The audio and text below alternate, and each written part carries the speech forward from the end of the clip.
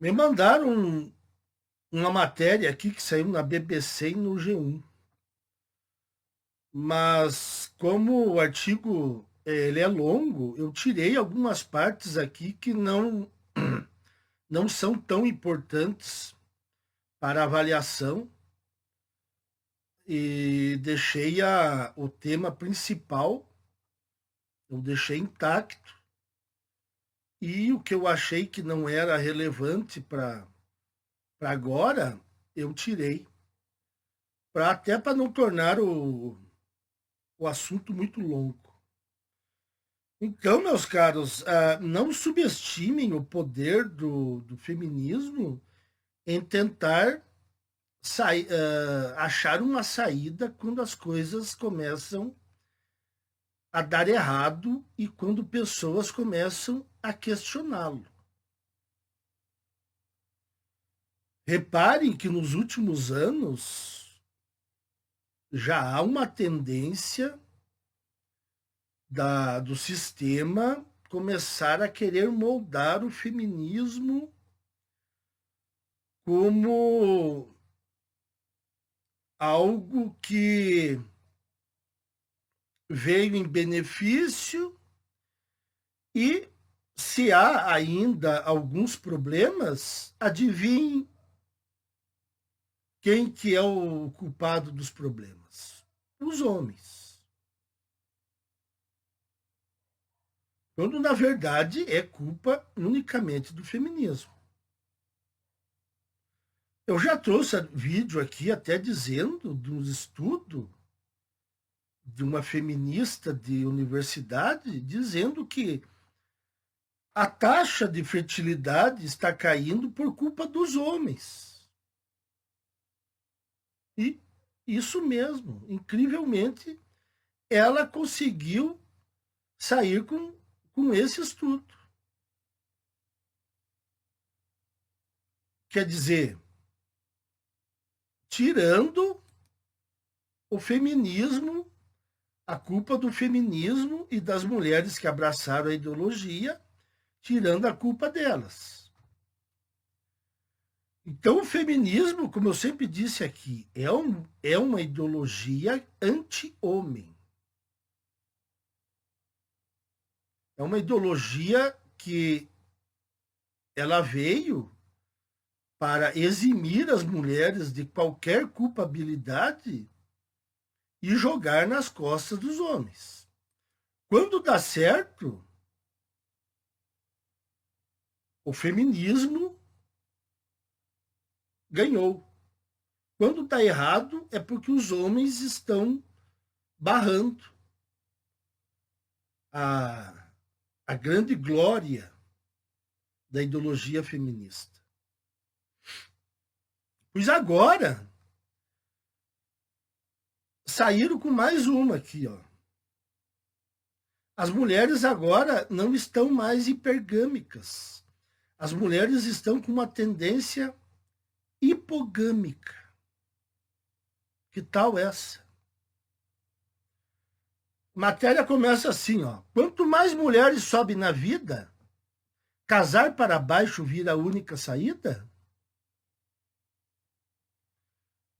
Ou seja, a hipergamia é das mulheres. Quando elas sobem na vida, ou elas não casam, ou elas teoricamente teriam que casar para baixo. Eu sinceramente não acredito nessa tendência. Para mim, essa matéria aqui é mais uma enxugação de gelo por parte do sistema. Depois que você conhece o sistema, você começa a não acreditar mais no que elas dizem. A ideia de mulheres casando com pessoas de classe mais alta molda há muito tempo as normas culturais. Tá. Há muito tempo. Qual que seria esse tempo? Aqui elas não falam. Eu digo esse tempo. Começou com a segunda onda feminista. Ali que começou o empoderamento feminista, a intoxicação feminina e a busca por homens de status superior. Lógico que há muitos anos atrás não havia redes sociais, então a coisa começou bem lentamente. E outra, a maioria das pessoas, pegando quase todos os países do mundo, os países eram agrários. Era quase todo mundo pobre. Então não havia espaço para hipergamia. Foi com o advento da modernidade, com o surgimento de empregos pagando melhor, que, junto com o feminismo, que começou a moldar essa questão das mulheres procurarem homens de mais alto status. Antigamente, homem e mulher casavam no mesmo patamar de pobreza. Mas à medida que mais mulheres avançam na educação e em sua independência financeira, essa dinâmica está mudando. Vamos ver se está mudando. Há um descompasso crescente entre os jovens hoje em dia. Há significativamente mais mulheres com alto nível de escolaridade do que homens, afirma Nadia Staber, socióloga da Universidade de Viena, na Áustria. Reparem que esses estudos sempre são mulheres que fazem. Algum homem aqui, ali, mas geralmente mulheres. Então, você já pode esperar algo enviesado. Como resultado, embora muitas mulheres idealmente busquem parceiros com educação e status socioeconômicos semelhantes, muitas vezes acabam se contentando com a segunda melhor opção, o que tem sido descrito como casar para baixo, diz ela. Aonde que está acontecendo isso? Me digam. Vocês estão vendo isso?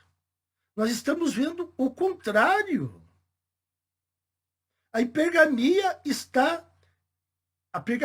explodiu entre as mulheres. Ela foi para o espaço. Então, que tendência é essa das mulheres estarem buscando uma opção para baixo? Uma coisa eu posso afirmar, aqui no Brasil não é. Aqui no Brasil não é. Pode ser em algum lugar aí.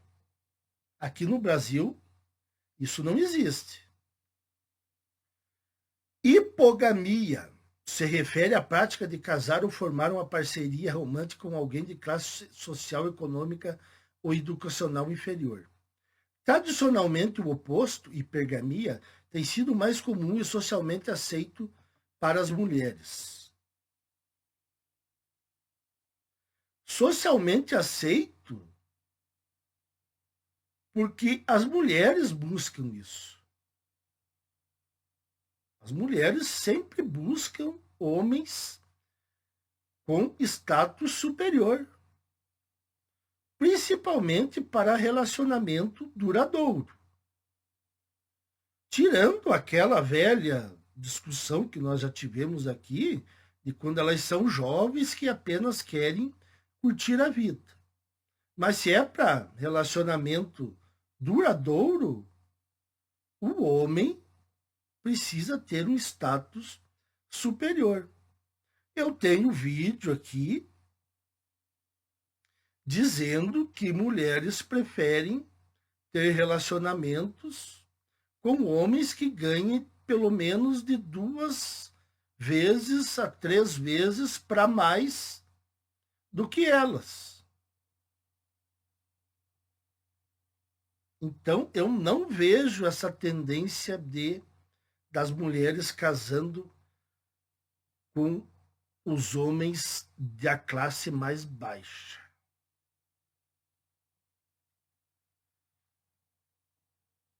As normas culturais há muito as incentivam a buscar parceiros financeiramente mais estáveis, mais velhos ou com maior escolaridade.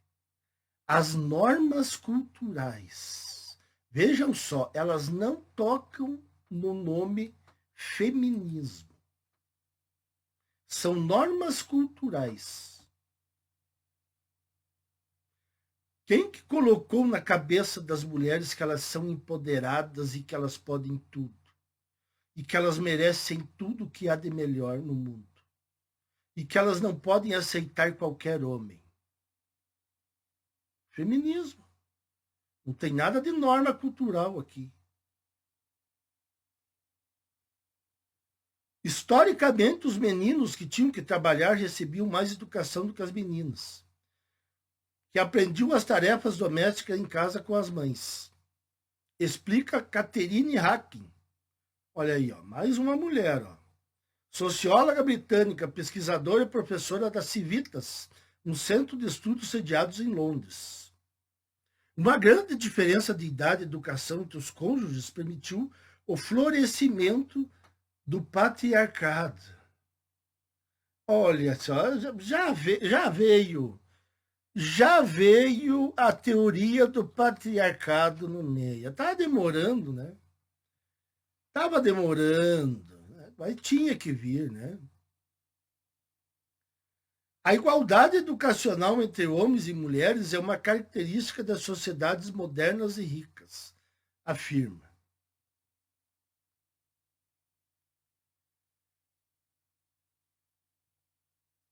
Engraçado que elas dizem que existe um patriarcado,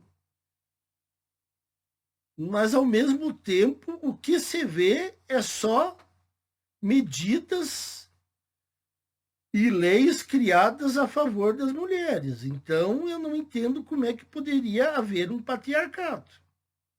Se houvesse um patriarcado mesmo real, não haveria todos esses privilégios para as mulheres. Então elas estão querendo enganar a quem? Hoje em dia elas já não enganam mais. Nem as feministas de carteirinha e nem as mulheres aí intoxicadas. Vocês não enganam mais com esse papinho. Dados recentes refletem essa mudança no cenário. Um estudo de 2023 do Pew Research Center constatou que 24% das mulheres em casamentos heterossexuais nos Estados Unidos tinham níveis de escolaridade mais altos que seus maridos, em comparação com 19% em 1972. Ou seja, em 50 anos, o percentual mudou apenas 4%. Então, quantos séculos levará para chegar à paridade? Vejam só que porcentagem que elas colocam, uma porcentagem pífia.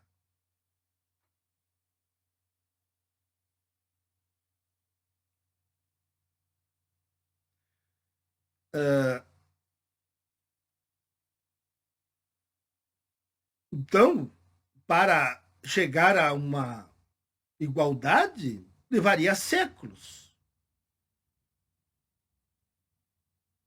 Para ter tanto o homem quanto a mulher a mesma escolaridade. Se em 50 anos aumentou 4%, façam a conta. O mesmo estudo revelou que em 29% dos casamentos, ambos os cônjuges ganhavam aproximadamente a mesma quantia. Embora o modelo tradicional ainda predominasse, com pouco mais da metade dos maridos sendo os principais ou únicos provedores, 16% dos casamentos tinham mulheres nessa função. Pouco também. Notavelmente, a proporção de mulheres que ganham tanto mais que seus parceiros quase triplicou nas últimas décadas, 5 décadas. Essas mudanças estão desafiando normas de gênero de longa data e remodelando as expectativas em torno dos relacionamentos, muitas vezes criando atritos entre realidades em evolução e preferências sociais persistentes. Embora algumas mulheres continuem buscando parceiros numa posição socioeconômica mais elevada, olha aqui a piada, ó. Embora algumas mulheres continuem buscando, não é algumas mulheres, a maioria das mulheres. Muitas agora priorizam compatibilidade emocional, valores compartilhados e respeito mútuo em detrimento de marcadores de status convencionais, afirma Michelle Beck, casamenteira da Ignite That. Quer dizer, agora as mulheres querem respeito mútuo, compatibilidade emocional e não estão priorizando mais apenas a posição socioeconômica do parceiro. Mentira. Mentira, não é o que está acontecendo. Qual lugar que está acontecendo isso? Aqui no Brasil não é. Eu posso afirmar e vocês podem confirmar. Essa revolução reflete uma mudança mais ampla em direção a relacionamentos igualitários, onde a ênfase está na parceria e na realização pessoal, em vez de estruturas hierárquicas, acrescenta. Há quem afirma que a paridade educacional hoje é o padrão mais comum na Europa e na América do Norte. Cerca de metade, mas às vezes até 3/4 dos casais relatam igualdade educacional. Cerca de 1/3 das esposas se casam com pessoas de nível superior, enquanto cerca de 1/5 dos maridos o fazem. Quer dizer, os homens ainda casam em menor número com mulheres de educação superior. Efeitos nas redes sociais. Apesar do declínio na prática, a hipergamia continua sendo um termo na moda nas redes sociais. Não tem nada de declínio aqui. É um aumento estratosférico da hipergamia. Estou mentindo aqui. Juntamente com conselhos sobre relacionamentos e dicas sobre como atrair um parceiro rico ou de alta classe social. Então, se há conselhos de relacionamentos para atrair um parceiro rico ou de alta classe social, quer dizer que a hipergamia é dominante. Tendências virais como Passport Bros, homens ocidentais que buscam parceiros no exterior que adotem papéis tradicionais de gênero. Uma coisa que eu já disse aqui que eu não aconselho os homens a fazer, mesmo aqueles que têm dinheiro, não arriscar ir para Sudeste Asiático, aí para Camboja e Filipinas, buscar mulheres aí. Isso aí é arriscado e a mulher vai chegar aí no país onde o cara mora e ela vai começar a pegar tendências feministas. Então, o cara vai se lascar. E a ascensão do movimento Tradwife, que esposas tradicionais, em que influenciadoras promovem a vida doméstica e incentivam as mulheres a buscarem maridos com altos rendimentos. Também trouxeram a hipergamia de volta aos holofotes. A hipergamia não voltou aos holofotes, ela sempre esteve nos holofotes nos últimos 20 anos, 25 anos. Outra coisa, essas influenciadoras do Tradwife, da esposa troféu, elas não querem ser esposas que vão cozinhar a panela de feijão. Não. Elas são esposas tradicionais na medida que apenas elas não vão trabalhar fora e vão ficar apenas em casa. Mas a vida delas não tem nada a ver com o que as mulheres faziam antigamente. Essas mulheres vão procurar homens de alto rendimento. Aí elas vão poder ficar aí o dia inteiro indo na academia, no salão de beleza, ficando na piscina. É isso que elas entendem como esposa tradicional. Não é fazer comida e limpar a casa. Inclusive, elas vão exigir empregadas para fazer isso. Esses movimentos frequentemente refletem um anseio por dinâmicas tradicionais, às vezes idealizando estruturas hipergâmicas, diz Beck. Na questão dos homens que buscam mulheres em outros países, eles não estão idealizando a hipergamia feminina. É que eles estão em países, por exemplo, Canadá.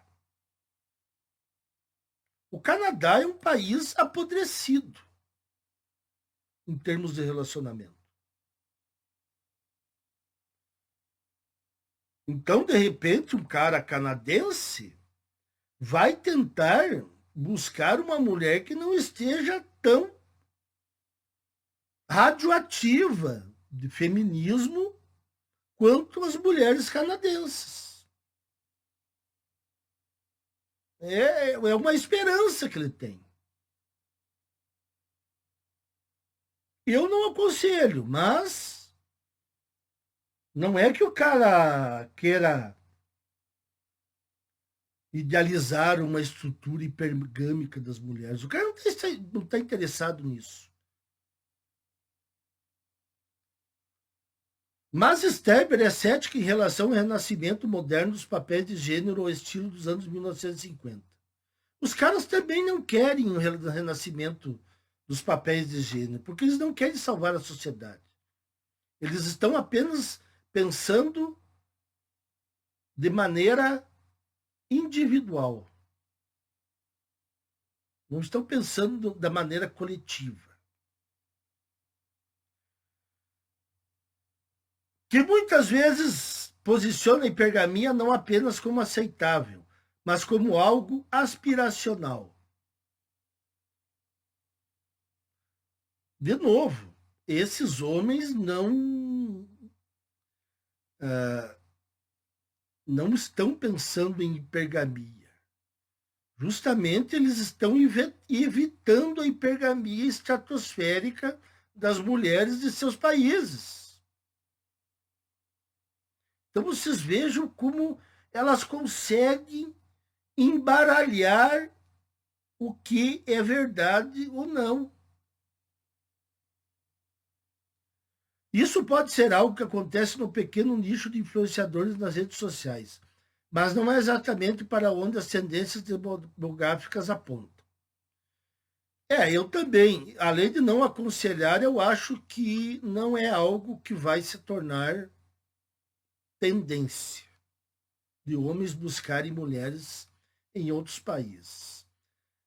O custo-benefício é muito arriscado, eu diria. Sterber também ressalta que quando as mulheres se separam, isso geralmente cria mais tensão para os homens. Mas isso é óbvio. Os homens sabem que vão perder o contato com os filhos, vão ter que pagar pensão alimentícia, vão ter que repartir bens, e se sofrer uma medida protetiva, vão ter que sair de suas casas que eles construíram. Então é óbvio que há mais tensão para os homens. Mas, segundo ela, é porque isso pode desafiar as ideias tradicionais de masculinidade. Então quer dizer que o homem separado está sofrendo todos esses problemas, mas ele está preocupado com as ideias tradicionais de masculinidade. Vocês vejam como as feministas elas estão assim, em um mundo delirante.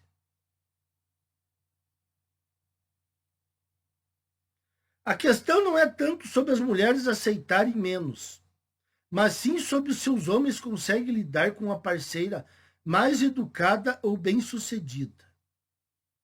Eu diria o seguinte, o problema dos homens, hoje em dia, é se eles conseguem lidar com a parceira mal educada e bem-sucedida. Porque quanto mais educação, mais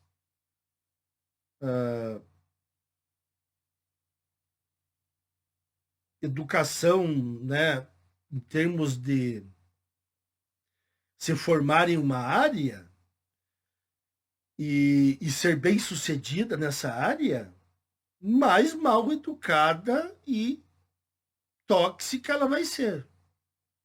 Então, é sobre se os homens conseguem lidar com isso. Por isso que eu falo, não casem. Porque vocês vão pegar uma parceira mal educada porque ela está bem sucedida. No geral, quanto mais bem sucedida, mais mal educada e tóxica. Não que isso não esteja acontecendo nas classes mais baixas.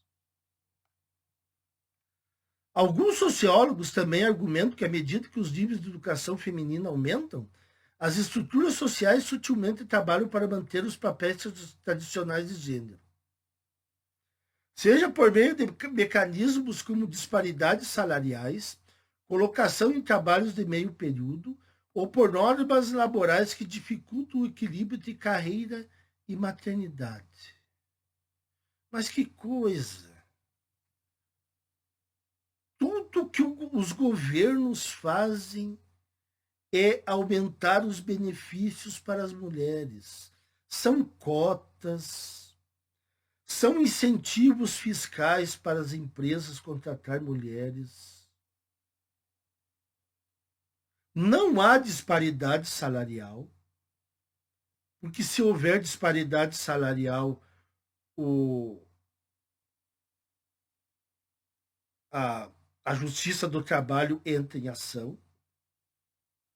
Então, isso aí é uma falácia. E maternidade. As mulheres nem estão tendo filhos. Quando muito, um filho. Que fica na creche ou sob os cuidados dos avós. Isso reforça a dominância econômica masculina. Os homens cada vez se dando mais mal, olha só. As mulheres sendo mais um maior número se formando, com maior status, mas ao mesmo tempo a dominância econômica masculina continua. E agora? Em todos os lugares, os homens geralmente ganham mais do que as mulheres, ou suas esposas. Porque elas geralmente têm empregos intermitentes do trabalho em meio período. Não. Os homens geralmente ganham mais porque eles aceitam trabalhos mais perigosos, insalubres. Eles trabalham em áreas mais técnicas. Eles têm uma maior facilidade em trabalhos de computação, por exemplo, que paga bem. Então, é lógico que uma secretária do médico ela vai ganhar menos do que um chefe de uma equipe de reparos de energia elétrica. Porque o cara tem que entender do riscado, senão ele incendeia toda a rede elétrica. Então é lógico que o cara vai ganhar mais. Agora, vamos desmontar agora de vez esse negócio das mulheres hipogâmicas, dessa tendência das mulheres buscarem homens abaixo do seu valor que elas têm. Se caso elas buscarem, olha o que acontece aqui. Se caso as mulheres buscarem um homem que está abaixo do seu padrão. Folha de São Paulo de 2008. Chance de divórcio sobe se a mulher ganha mais. BBC de 2020. Por que executivas mulheres se divorciam mais? Revista Época de 2019. Mulheres bem-sucedidas sem maiores taxas de divórcio. UOL Notícias de 2024. Casais com mulheres que têm um salário mais alto correm risco maior de separação. Super interessante de 2022. Em companhias com mais de 100 funcionários, as mulheres são 2 vezes mais propensas a pedir a separação 3 anos após serem promovidas a CEO. Quer dizer, a chefona. O Globo de 2006. Mulheres que trabalham mais têm mais chance de divorciar-se.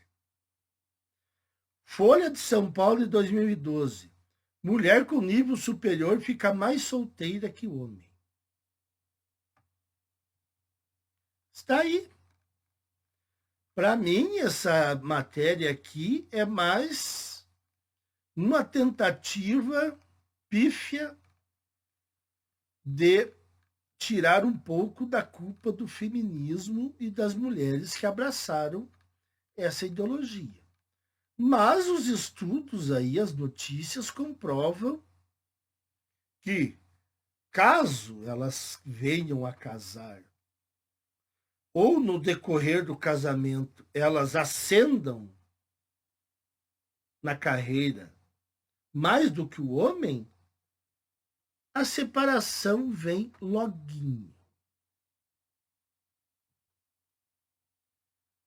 Porque as mulheres, quando começam a ganhar mais, a primeira coisa que elas pensam é se livrar do marido.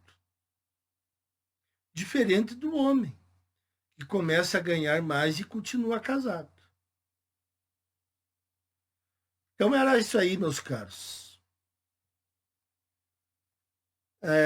O sistema sempre sempre querendo dar uma maquiada aqui, mas nós estamos revertendo isso e desmontando essas conversas fiadas. Até mais, meus caros.